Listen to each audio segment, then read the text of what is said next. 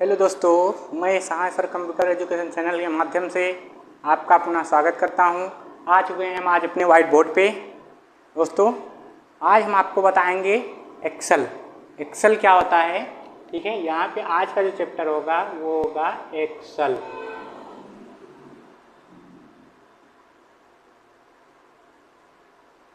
Excel Excel क्या होता है, सबसे पहले ये समझना। एक्सेल एक इलेक्ट्रॉनिक स्प्रेडशीट है। क्या है?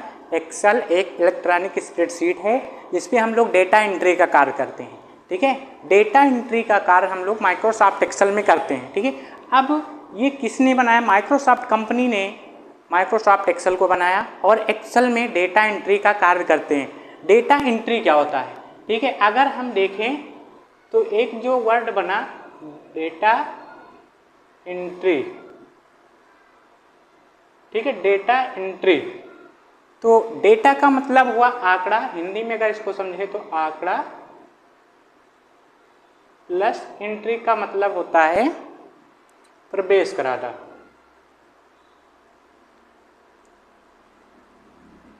ठीक है, इस तरीके से अगर मान लो आपको एक हार्ड कॉपी में एक डेटा लिखा हुआ मिल जाए, ठीक है, हार्ड कॉपी में आपको एक डेटा लिखा मिल जाए, उसको आप एक्सेल में कैसे प्रवेश कराओगे? ठीक है, हार्ड कॉपी वाला डेटा अगर मान लो हम एक्सेल में डालते हैं तो वो डेटा एंट्री होता है, ठीक है।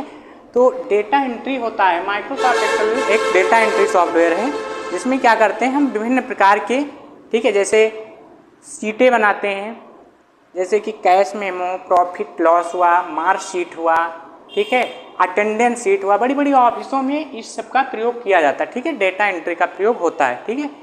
अब चलिए एक्सेल के बारे में और थोड़ा सा हम समझ लेते हैं, ठीक है। एक्सेल का जो पेज होता है, ठीक है, एक्सेल का पेज, ठीक है, उसे हम क्या बोलते हैं? वर्कशीट बोलते हैं, ठीक है। पेज कैसा होता है वो ध्यान देना। मान लो हमारे पास ये कंप्यूटर बना हुआ है, ठीक है। अब इस पे हम क्या करेंगे? एक्सेल को ओपन करते हैं, ठीक है। आपको हम चित्र बना के बता रहे हैं कुछ इस तरीके से, ठीक है।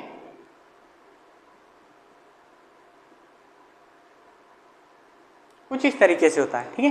तो यहाँ पे देखेंगे जो सीधी लाइन है ABCD ये सब लिखा हुआ है, ये हमारे कॉलम होते हैं। और जो ये गिनती लिखी हुई है 1 2 3 4, ठीक है, ये हमारे रो होते हैं। रो और कॉलम जब आपस में टकराते हैं तो एक बनता है हमारा सेल। जैसे ये देखिए, आपको चौकोर बॉक्स दिख रहा है, ये होता है सेल, ठीक है। रो और कॉलम को मिला करके एक हमारी बनती है शीट, और जिसपे हम लोग काम करते हैं। जब रो और कॉलम आपस में टकराते हैं तो एक आता है बॉक्स। उस बॉक्स का नाम क्या होता है, ठीक है, ये आपको हम बता दें। उस बॉक्स का नाम होता है सेल, ठीक है। कोई भी अगर हम डेटा टाइप करते हैं तो वर्कशीट में करते हैं, वर्कशीट के अंदर वो किस में करते हैं? सेल में करते हैं। अब जो ये ऐसे लाइनें सीधा इधर को गई हुई हैं, ये आपके कॉलम नहीं, ये रो हो गए, ठीक है। और इधर सीधी सीधी लाइनें, ये हो गई कॉलम, ठीक है। रो और कॉलम अब कितने होते हैं? माइक्रोसॉफ्ट एक्सेल में भी 2007 से लेकर के अभी तक जो कॉलम होते हैं वो हमारे 16384 होते हैं, ठीक है। और रो की संख्या 1048,576 रो होते हैं, ठीक है। 1048,576 हमारे रो होते हैं और 16,384 कॉलम होते हैं।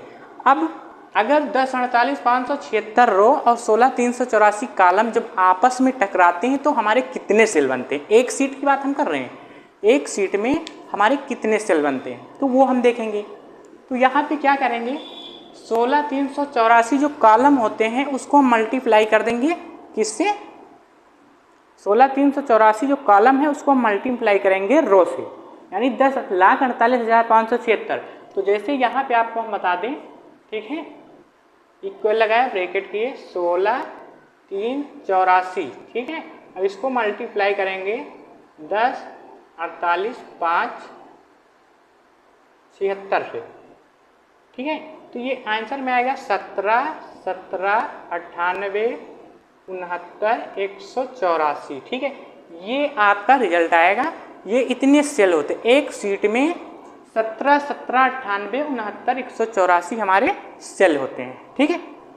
तो आज हमने आपको बताया कि माइक्रोसॉफ्ट एक्सेल में डेटा एंट्री कैसे करते हैं, मतलब क्या होता है डेटा एंट्री, और डेटा एंट्री जो किया जाता है यानी एक्सेल का जो ये पेज है इसको क्या बोलते हैं, तो ये वर्कबुक होता है,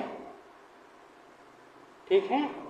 और एक वर्कबुक में डिफ़ॉल्ट रूप से 3 वर्कशीट होती हैं जिस पे हम लोग काम करते हैं, जिसमें 10 48 576 रो होते हैं, 16 384 कॉलम। ये आपस में जब टकराते हैं तो एक सेल बनता है और सेलों की संख्या एक सीट में जो होती है वो 17 17 98 69 184 होती है। तो इतना बेसिक आपको एक्सेल में आना ही चाहिए। तो आज की वीडियो में बस हम केवल आप लोगों को दोस्तों यही बताएंगे कि माइक्रोसॉफ्ट एक्सेल क्या है। फिर से हम बता देते हैं, माइक्रोसॉफ्ट एक्सेल एक इलेक्ट्रॉनिक स्प्रेडशीट है जिसमें डेटा एंट्री का काम किया जाता है, जैसे सैलरी शीट बनाना, मार्क शीट बनाना, प्रॉफिट एंड लॉस बनाना, ठीक है, अटेंडेंस लगाना, इस तरीके से कार्य होते हैं। तो चलिए दोस्तों, नेक्स्ट वीडियो में हम आपको फिर मिलेंगे। वीडियो देख रहे हैं हमारा, तो वीडियो देखने के लिए धन्यवाद। अगर हमारे चैनल पे आप लोग नए हैं तो प्लीज़ चैनल को सब्सक्राइब करें और इस वीडियो को अन्य लोगों तक ज़रूर शेयर करें। तो चलिए मिलते हैं फिर नेक्स्ट वीडियो में। जय हिंद, जय भारत।